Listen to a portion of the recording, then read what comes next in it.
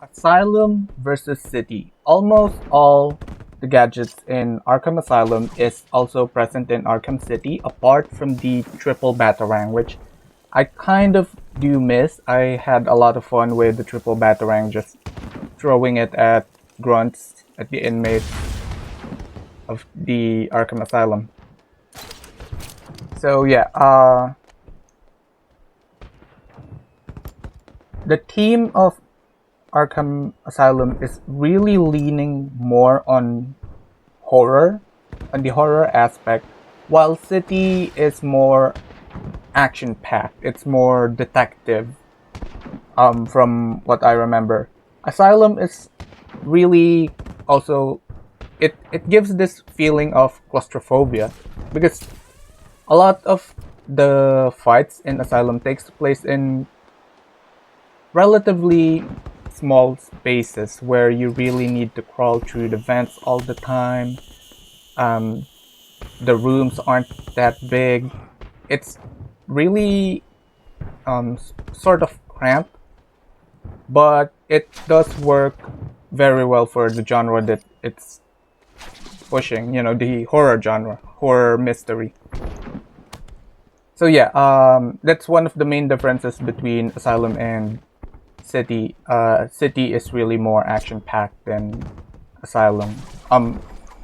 You will get this feeling when you play the game as well. And here in Arkham Asylum, the remote control batarang is controlled by the WASD movement, your movement schemes, while in City, it's controlled using your mouse. So it's a lot easier in City to control actually. So yeah, here I'm showing off the different tools, or sorry, gadgets that Batman has in Arkham City. The electric gun is used usually for puzzles, Riddler trophies, and also to sneak around areas that grunts don't know about, and as well as stun them during a fight. You can use it, but it won't kill them, which kind of sucks. I do want to see, it is a bolt of electricity. I think that can at least knock them out. Also, the line launcher here, as you can see, has been improved, where you can sort of walk on top of the wire. You don't really have to just shoot it again while in midair, but you can do that both in Asylum and in City as well. This disruptor is used to sort of jam guns, because here in City, one of the main differences with the enemies is that a lot of the enemies in City has guns as compared to Asylum. So with Asylum, most of your enemies are actually, really crazy people. Just not just criminally insane.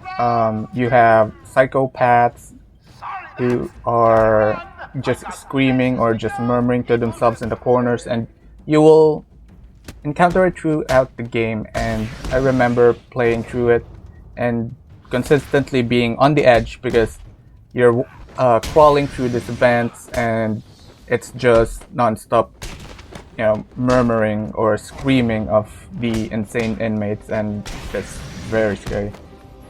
So here's the combat. Relatively, the basic combat of Arkham Asylum and City is kind of the same. Apart from that, as you just saw, there's an impact blow that you can do. Since City has more verticality as compared to Asylum. Asylum really is more on sneaking around in cramped areas, in vents, where in City you can always sort of escape to the sky, basically. Just grapple your way up and you're safe. So this part is just a comparison of the glide kick. It's relatively the same. However, as I mentioned, City has more verticality, so they did improve on the glide kick, which I will be showing in a few seconds. That's Victor's ass, by the way. I'm not sure if this is a boss fight, but, well, you know, Victor's ass is one of the, If I get out of here, I'm heading straight out of Gotham stinking city. I believe he's relatively a very well-known Batman villain, or maybe not. He's kind of low profile, lower than Penguin. So here's the improvement, the dive bomb, which you can do, but you have to fill the sort of meter that appears, the yellow meter. It has to be red for you to be able to execute it. What would happen is that Batman would be tackling the inmate and basically just throw him to a wall or something, and he'll be knocked out.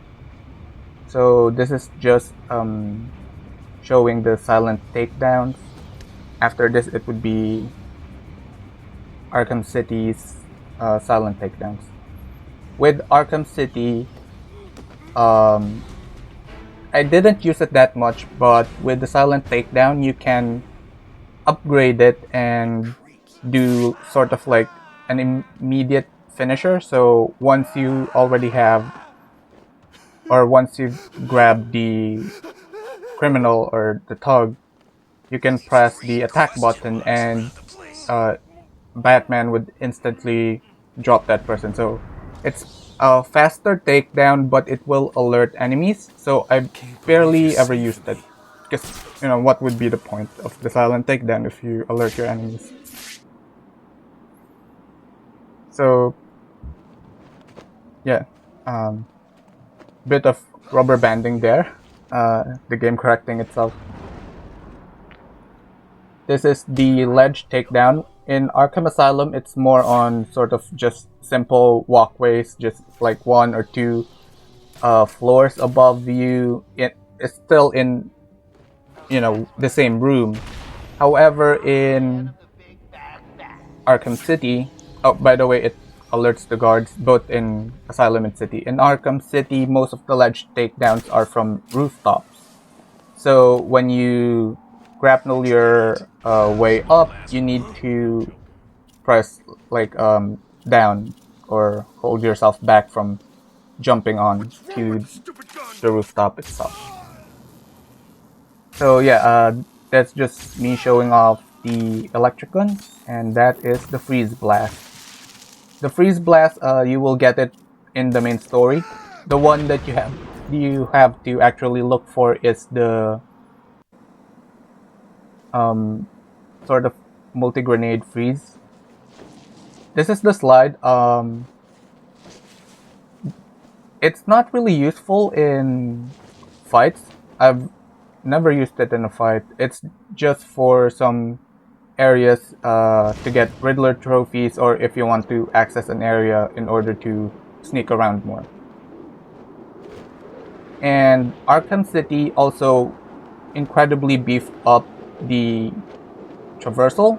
As you can see here, you can extend your glide using dive bombs and then just pull yourself up by just, you know, looking up with your mouse. So yeah, this is the combat for Arkham Asylum with the armored skin.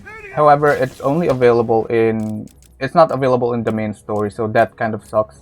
As compared to City, where you get all these skins if you buy the Game of the Year edition, or I believe it's also available in DLC format, maybe.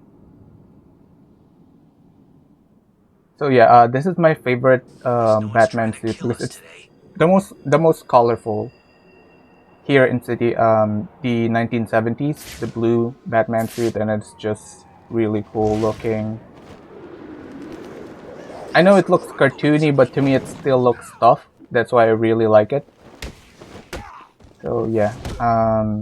Also, from what I've experienced in both games, City has more aggressive enemies or AI as compared to Asylum.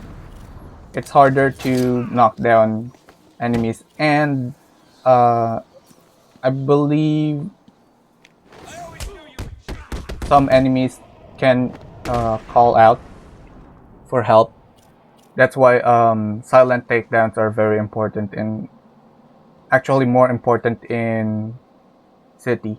So in City, this isn't a DLC, by the way. You can play as Catwoman, which is amazing. She only has 3 gadgets though, but her movement is completely different. It really fits her.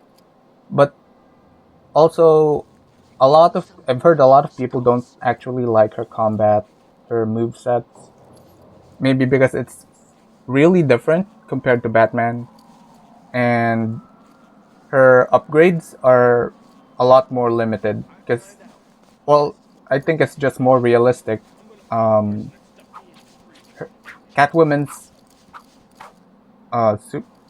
superhero suit is, it's nothing compared to the Bat suit. So yeah, she has less upgrades in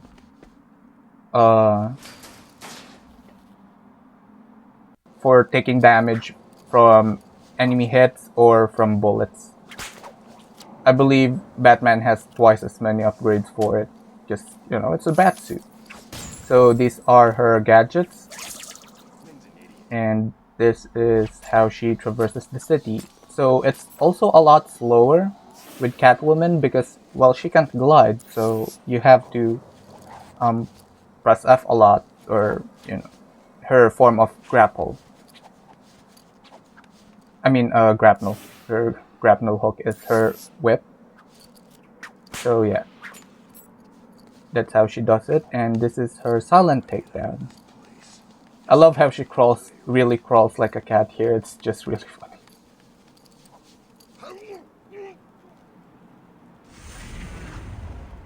Yeah, her suit here is already heavily damaged because it is already in the end game.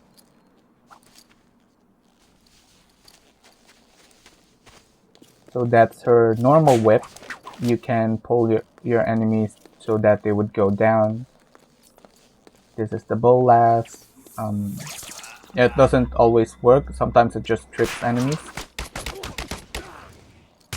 So the one where she whipped around, that's her version of sort of Batman's cape strike.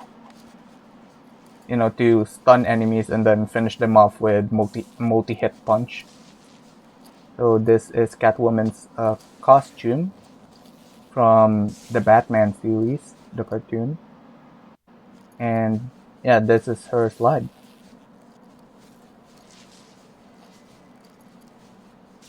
Very cool.